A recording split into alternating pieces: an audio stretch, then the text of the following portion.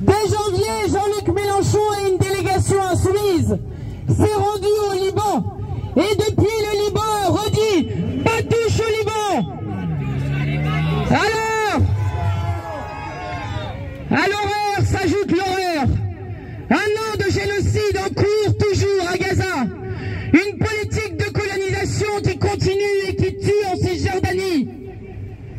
Et maintenant, des explosions de beepers, de talkies, de téléphones, d'ordinateurs qui ont explosé n'importe quand, n'importe comment, avec une officialité médiatique française qui ose parler de merveilles technologiques alors que l'usage d'objets civils pour des armes, pour tuer ou pour mutiler est une violation du droit international.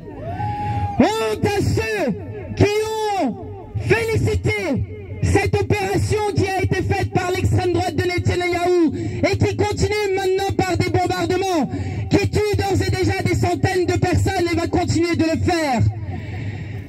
Nous ne savons pas jusqu'où ira cette offensive si Netanyahou n'est pas mis hors d'état de nuire politiquement. Ils ont commencé par le génocide à Gaza qui continue, la politique de colonisation en Cisjordanie, le Liban maintenant, ce matin, la frontière libano-syrienne. Jusqu'où iront-ils?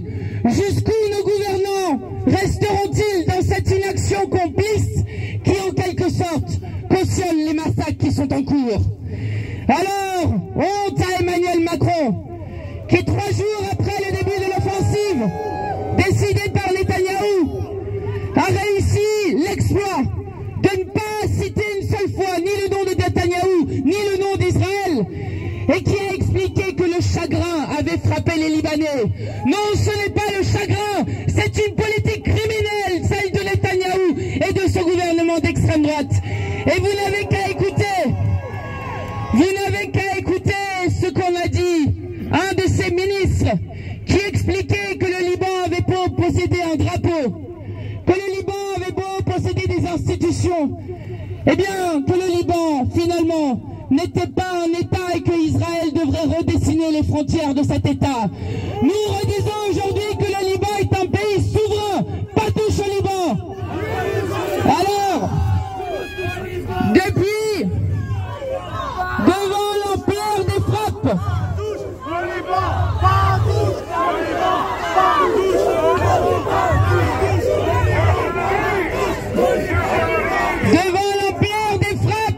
Emmanuel Macron a fini par sortir une proposition en parlant de cesser le feu de 21 jours et de je ne sais quoi.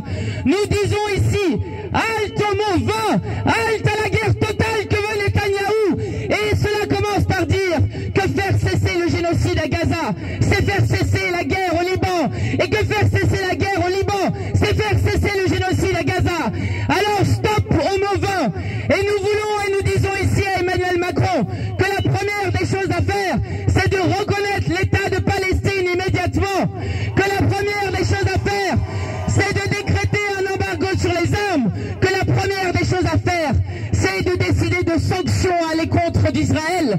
Que la première des choses à faire, c'est d'agir pour la suspension de l'accord d'association entre l'Union européenne et Israël, qui est conditionné au respect des droits humains. Alors, je veux vous dire que rien de ce que nous faisons n'est vain. Et que Netanyahou le sache, il n'aura jamais raison de la résistance du peuple libanais. Que Netanyahou le sache, il a d'ores et déjà perdu la bataille des peuples. Et vous n'avez qu'à voir aujourd'hui, lorsque ce criminel a parlé à l'ONU, quasiment toutes les délégations de tous les pays sont sorties, montrant à quel point il est devenu lui-même un paria.